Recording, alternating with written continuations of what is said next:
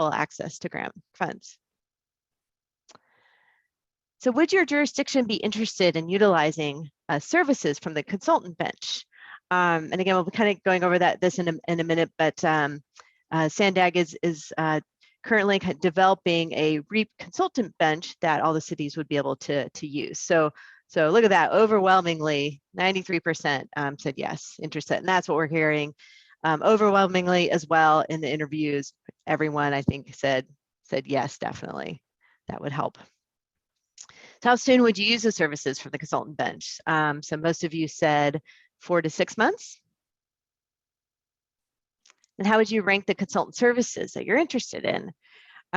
So number 1, community development finance, 2, CEQA, 3, land use planning, urban design, and land use policy. Is there anything else you'd like us to consider regarding the consultant bench? Provide a range of size of firms, including local and small firms, some good feedback. Some cities may have their own on-call consultants, so be flexible. And support services, resources for affirmatively furthering fair housing. And so we're kind of underway in our member agency interviews. I think we've interviewed 7 so far, and thank you all of you who've participated so far. And I think we have 15 total that are scheduled. So the remaining few, if you want to get back to us and we can have more of a one-on-one discussion, that would be great. But we got quite a bit of interest so far.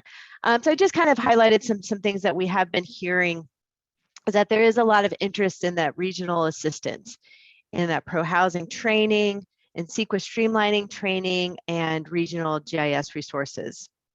There's concern expressed about the timeline with the money having to be spent by June 2023. Also concern about, it's not a large pool of money to go around. So I think that was also kind of feeding into that maybe regional assistance would be helpful then.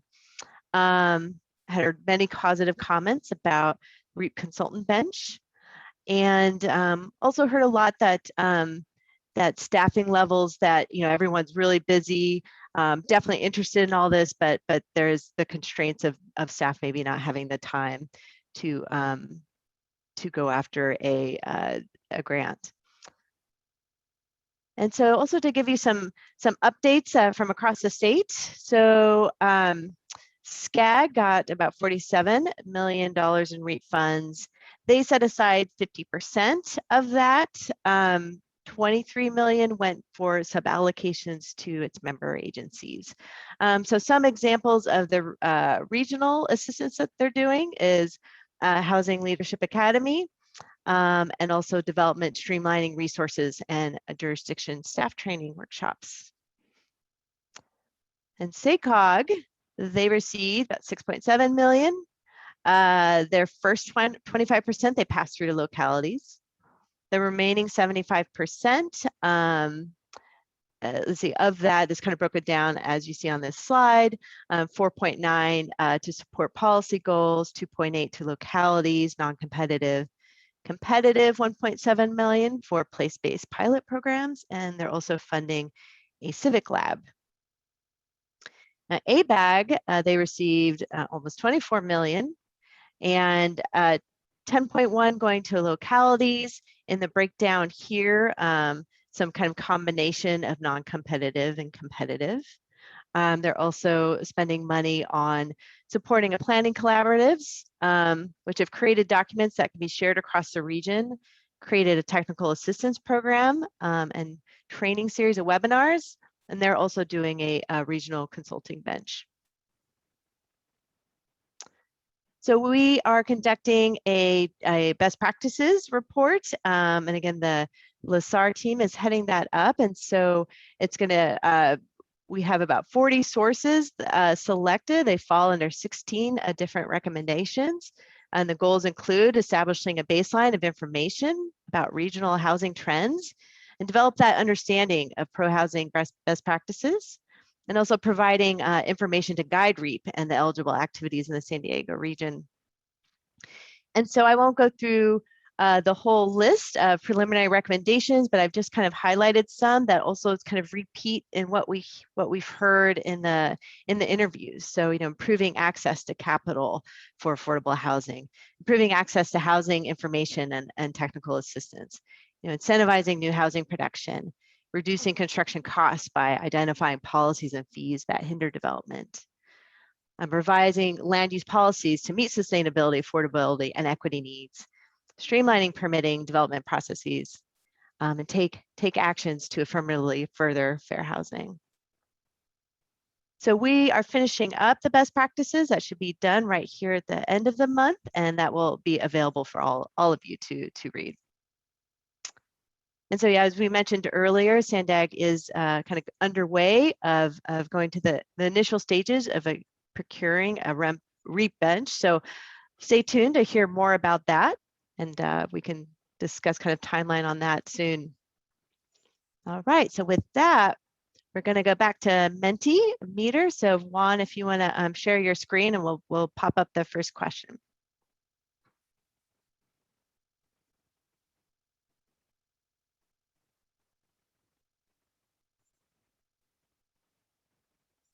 All right, so in your jurisdiction, what are common barriers to getting housing built?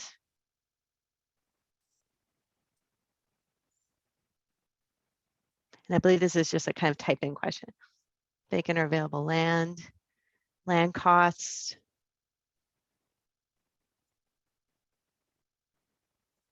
available land. Seeing a trend here. Cost and development land construction costs, lack of vacant land, development costs, regulatory costs, approval times, land cost,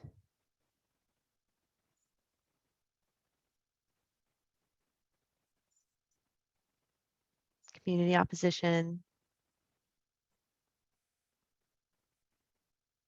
very high fire hazard zone.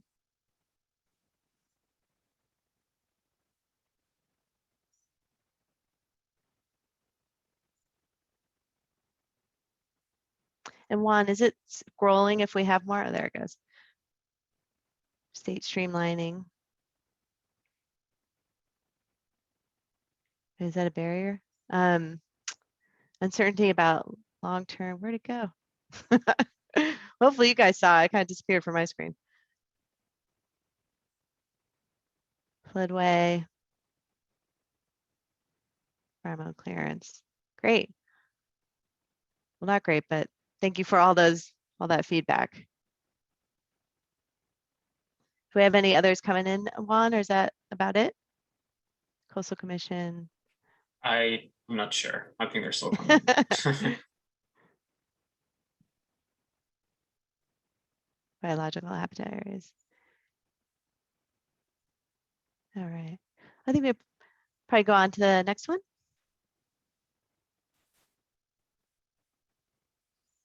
All right. So what are your priority action programs to getting more housing built?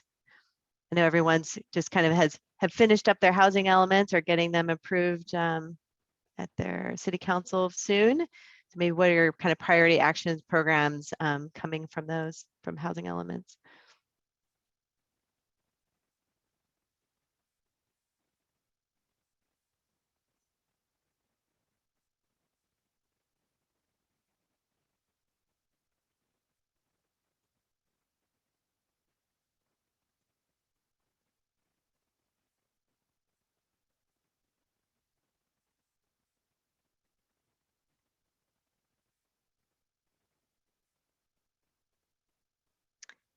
And Juan, are any coming in?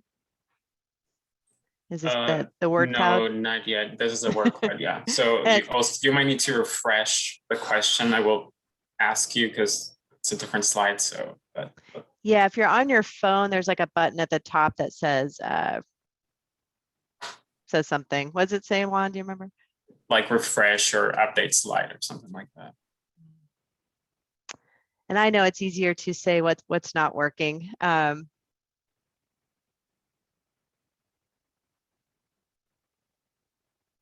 maybe, but out of your housing elements, are there any rezoning that you're going to need to do, or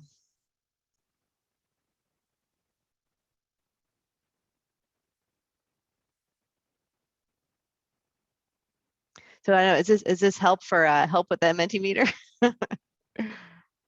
ADU ordinance, municipal code updates.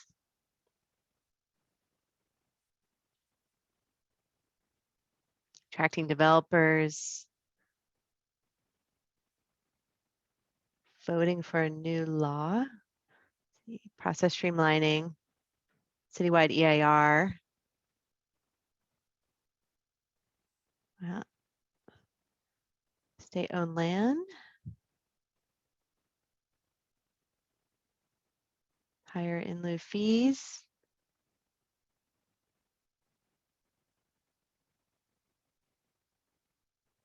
Okay, well, thanks for that input.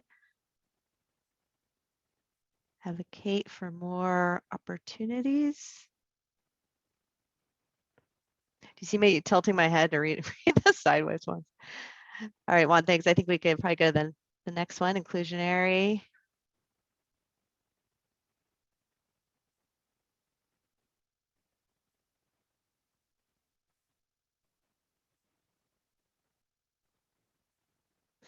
And what eligible projects would you be interested in using the REAP funds? So I think this is where I'll show that list again. Let me get to it on my screen.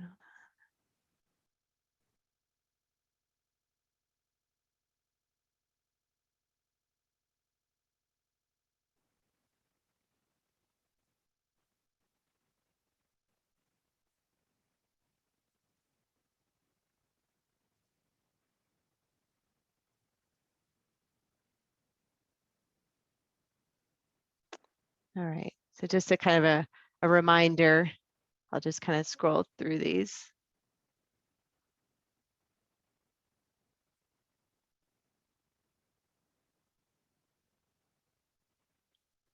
Great. Okay, Juan, if you wouldn't mind sharing your screen again.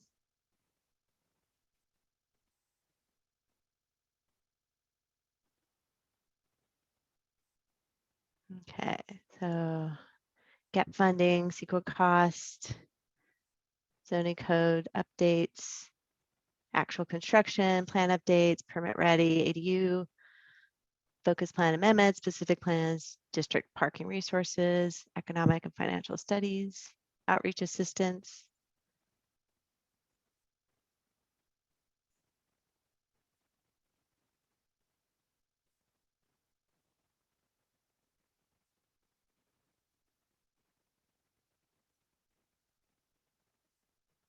Right, any others? A good range of things on economic and financial studies. All right. And next question, Juan.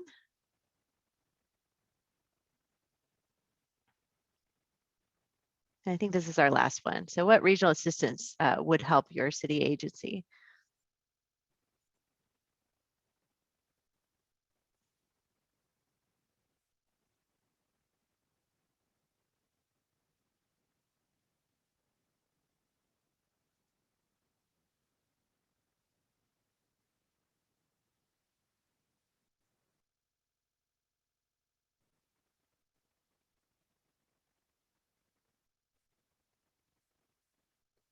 And again, some ideas that we had mentioned are pro-housing for your leaders of your city.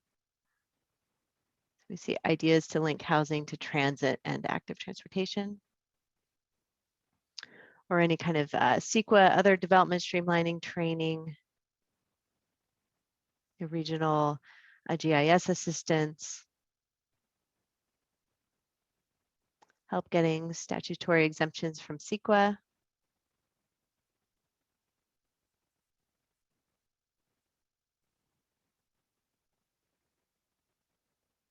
improving transit stations with regular maintenance and beautification, best practices to support EV planning and housing, GIS data, a description of good car parking system and how to get it, standard regional inclusionary requirements.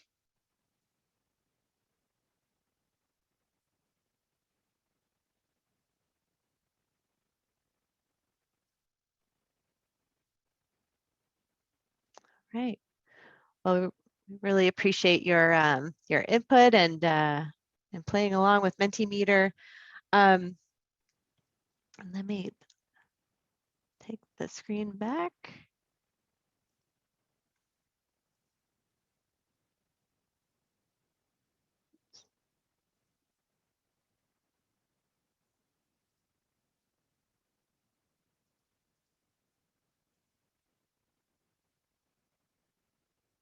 And can you see my slideshow, or did I check the wrong screen? Could see it. All right, thanks, Alfie. All right, but actually we are at the end of our presentation, and but we really want to open the floor up for additional, questions and comments, and any other thoughts you have on what can really help your city, or what you think really could help the region. So any other ideas would be appreciated. Thank you. Thank you, Tara, and thank you others for making that presentation. So if anybody has any questions or comments, please, now's your time. And I wasn't monitoring the chat. Was there anything in the chat to address? There is one comment in the chat from Russ Cunningham saying that for affordable inclusionary projects that don't qualify for tax credit financing, gap funding would be great. Okay, great. Thank you, Russ. Yeah, Tara, I have a question and or comment. Has there been any outreach to the development community? Have you reached out to the BIA, market housing developers, affordable housing developers, and the lending industry? Has there been any communication or outreach to them to find out, what are they looking for? I think if we knew a little bit more about what their constraints, interests, concerns are, I think that might help cities and the county in crafting new efficiencies or updating plans, et cetera. Yeah, that's a great comment. We are definitely going to be talking to the BIA as part of our scope. But I think that's a good point about, talking to lending agencies and affordable housing developers and other developers. So, we'll discuss with Sandag and to see if there's a way to kind of fit that in, or another approach to that. And I'm sure we'll also, and with our best practices, also be getting to some of that as well. Excellent, thank you. I think Seth has his hand up. I just wanted to clarify something to where I said, did you say there was going to be a second round of funding? And did you say 43 million for that second round? Yes, I did. So we just started, we literally just got the information. And so I haven't had a lot of time to dive deep into the details, but we're calling it REAP 2.0 here as additional money that's going to be coming down, and some of the eligibility for the projects will be expanded compared to what we can do with this initial round of funding. So right now, what they've shown us in the initial layout, it's about 43 million for San Diego, or for the San Diego region.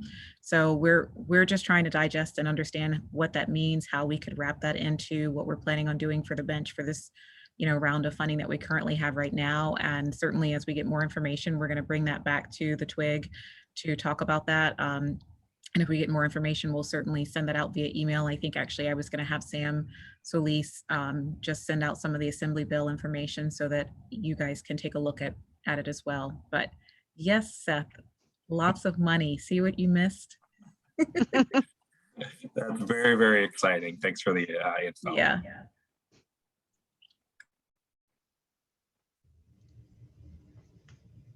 Okay, well, I don't see any other TWIG members looking to comment. We do have an opportunity for the public to speak. So Allison, if we have any member of the public who would wish to speak on this item, again, if there is, you have 3 minutes. Yes, I see one hand up from Mike Bullock. So I'll go ahead and unmute you. And I apologize, Mike, that we don't have the timer. So I'll have to interrupt you again, but we'll have the timer for next time. Yeah, that's fine. I really appreciate the opportunity to speak. that was all very interesting. I noticed on the chart on how to rank, well down the list, but there was parking. And so that means that a system with a good car parking system would rank higher than a system that has, say, free parking, which is probably the most inequitable system, and the system which encourages people to drive and which penalizes people that maybe don't own a car or would rather not drive. Now, I put some information into the chat which describes a good car parking system. It's it's value priced. That's the first thing. And besides that, it has a congestion pricing algorithm. So it's never over full. You pick, Professor Shoup says that on a city street, the occupancy should never be beyond 85%. And the reason for that is you always want to have people be able to find a spot. And so the price starts going up when you're 65, 70, 75, you're approaching 85. You don't let it get beyond 85%. So that's congestion pricing. The other thing is it is always shared. And I guess everybody here knows about urban planning and understands that shared parking is always more efficient. And so in this case, shared parking means that the car is registered in the system. You don't just use Uber, do you? You get registered. Uber knows who you are and has access to your money, and it's very automated. You get out of the car, and you may say something, you may say nothing, but when you get out of the car, the money also flows out of your account. In this case, money might flow into your account on a routine basis also. So the system is, it gets me to the next point, it's fully automated. So it's as easy to use as free parking. There's nothing for you to do. The system recognizes the car, and it's either trespassing, meaning it's not in the system, or everything's fine and the money will flow appropriately. And then the most important thing, because if workers don't have more money, no one has additional money that they want to spend. So the car parking system has to provide earnings for those people that are losing money because the parking is being provided. So this is equivalent to Kevin Faulkner's idea to have parking unbundled close to transit. The parking is unbundled from the rent. And that's really equity, economic equity. And people always talk about that, but they don't actually do it. And likewise, people that are working downtown for the county, that parking is worth $350 to $450 a month. In other words, that parking down there in Little Italy could raise that kind of money, and yet you just give it away to people who want to drive. But people that don't want to drive, and there are many people that are not driving, don't get anything. And so that's some of what I wanted to say. Perhaps my 3 minutes are up. Yes. How many? Oh, well, thank you very much. I appreciate it. Okay, thank you again, Mr. Bullock. We certainly appreciate your participation. I think that's the conclusion of this item. Is there any last words or any last comments that need to be made? No, we would just say thank you very much for allowing us to come and give the presentation. Thank you, Tara and Helmi, for all of the information that you shared. And certainly if anyone has any questions about what was shared by our consultant team, we'd be happy to put some time on our calendars and talk about it a bit more. And I think Tara's still got a few more interviews that she's doing with other cities that she hasn't reached yet. So please continue to look out for those emails, and thank you to everyone who's already been participating in those interviews with her. Thank you, Tawari. Thank you, everybody. Okay. So item 5, this is member communication. This is any last comments or updates or thoughts from any TWIG member that would wish to share.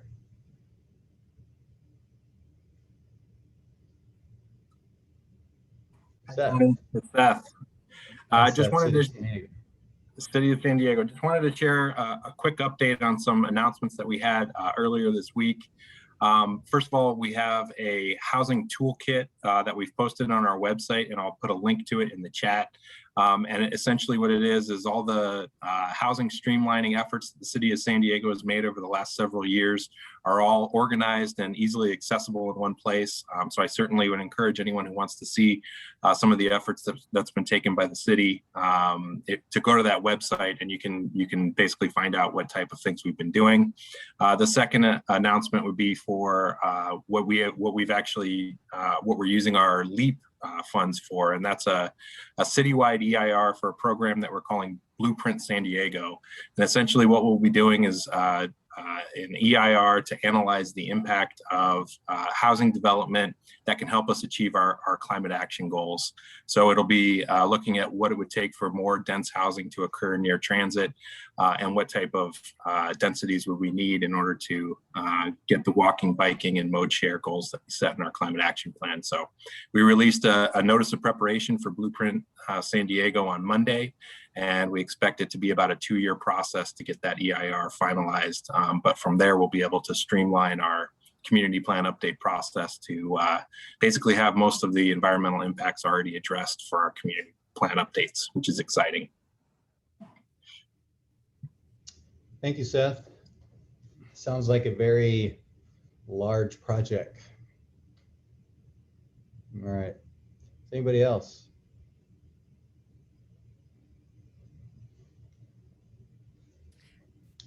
Hi, Kathleen? it's Kathy Kean. I just have a couple of quick updates from the Air Pollution Control District. As many of you have heard, we have undergone a transition away from the County of San Diego to being a more independent agency. We have our own board of governors at this point. That's since March 1st. And so we're undergoing that transition. Things will be changing a little bit. For most of you, you won't notice a difference, but it does mean that we're looking at re-energizing our priorities and how the district does business. So we just wanted to put that on the radar for all of you, that you may see some changes from us.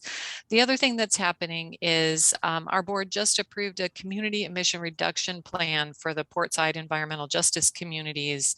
That's we're proud of it being a really inclusive, coordinated document, bringing in all of the jurisdictions that have any ability to influence air quality in what we're calling the Portside environmental justice communities. That's Barrio Logan, National City, Sherman Heights, kind of that area by the port. We've been working with the Port District, with the City of San Diego, City of National City, the Navy, the business community and the port tenants, and the residents of that community to really pull together a cohesive, coordinated plan for addressing air pollution in that particular neighborhood. It goes to the Air Resources Board in October for final approval, and will provide a framework for us to work together. We're really excited about that opportunity for partnerships and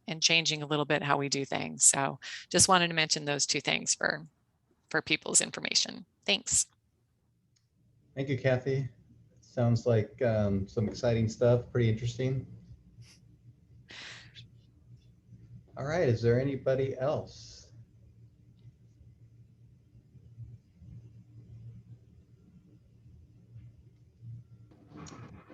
David DeVries, City of Poway.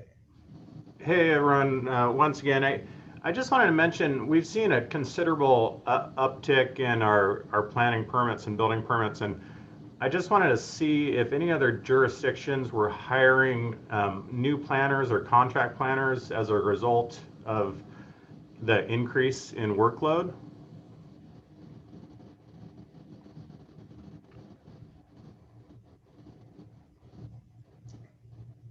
Or other strategies?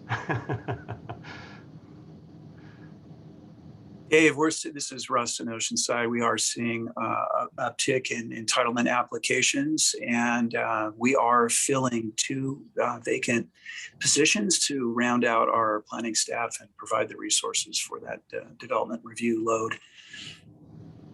Thanks, Russ. All right, thank you, Russ. Is there anybody else? This is Jennifer. Yeah, this is Okay. Jennifer in Encinitas. So we use some of our SB2 funds to supplement our staff to focus on our housing element site. So they provide additional staffing to look at that. And then we are looking at our existing contract staff and how to utilize them maybe a little differently to deal with the uptick. Thanks, Jennifer.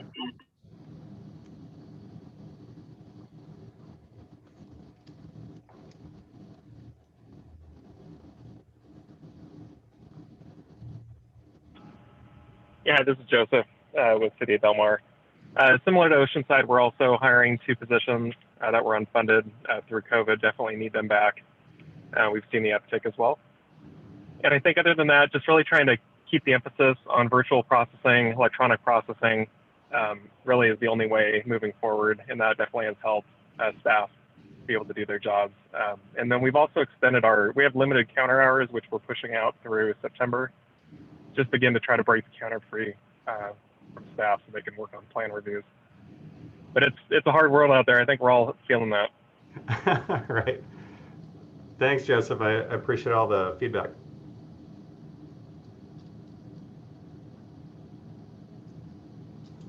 Okay. All right, David, I think that answers your Yeah, appreciate question. it. Thanks, Okay. everyone. Awesome. Okay, well, let's then move to item 6. And this is a future meeting topic.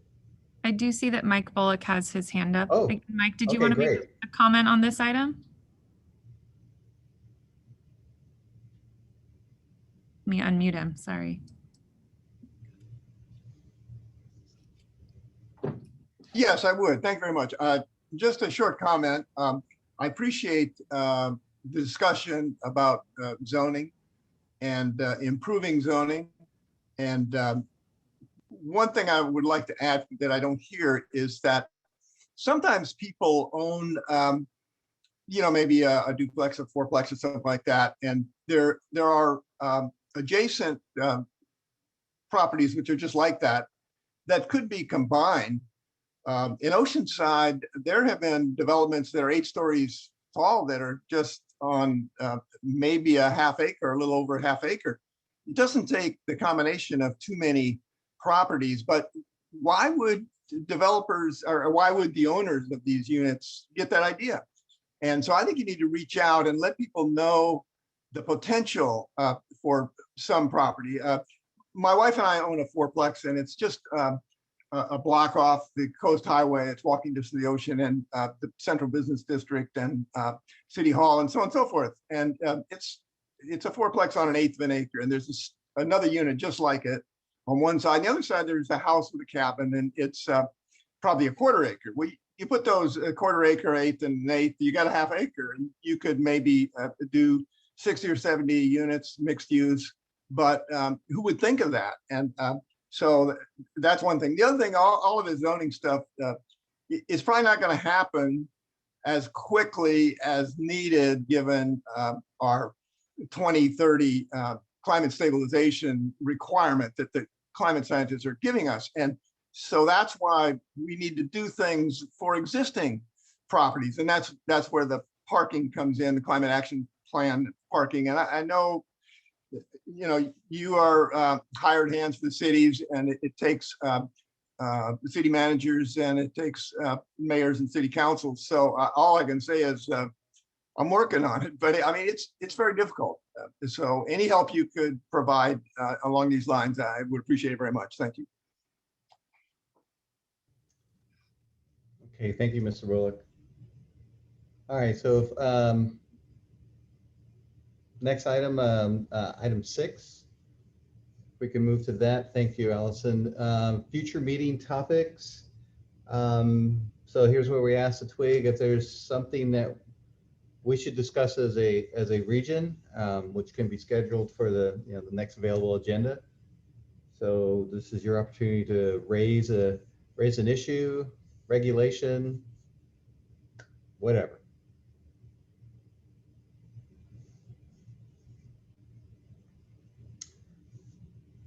Okay, well, I'm not seeing any right now, but if you do come up with something, feel free to forward it to Allison. If that's okay, they can maybe send you an email that could potentially be a future meeting topic.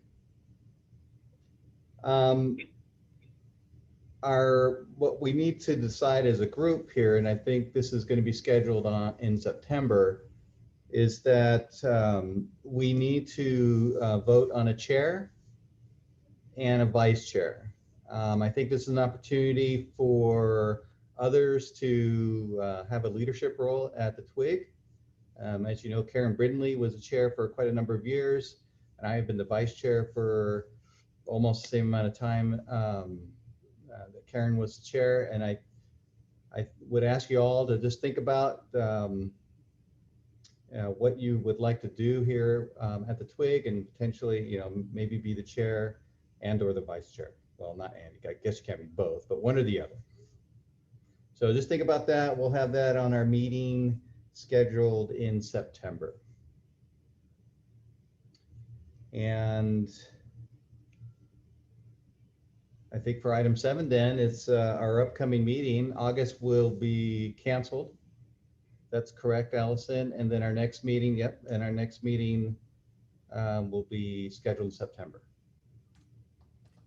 Yes. And I will share that, as we we'll be monitoring the situation with COVID and the pandemic, and potentially looking at an option to meet in person in the fall.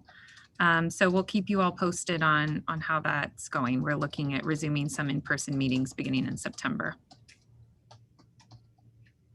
Okay. I do see that Mike Bullock has his hand up if he needs to make a final comment on this item.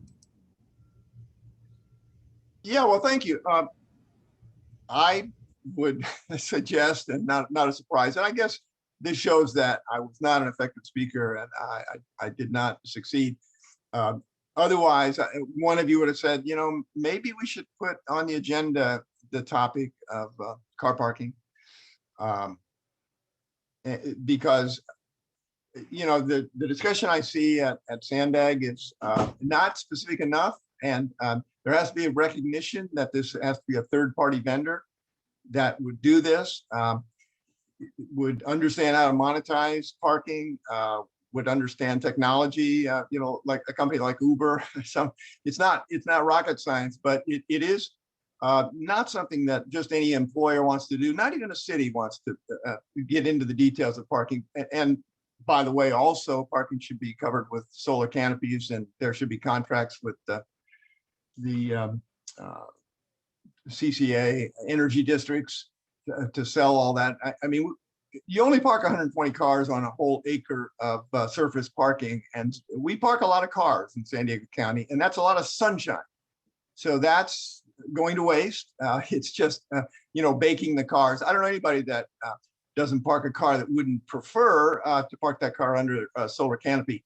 Now, that's kind of an aside. My thing is to reduce driving and be fair, and so on and so forth. But I just think that having car parking on the agenda would be a really good thing. So thank you very much. Thank you again, Mr. Bullock. All right. Well, I think with that, there's no final comments and or questions. This meeting is adjourned. Thank you, everybody, for your participation. Thank you. Thank you.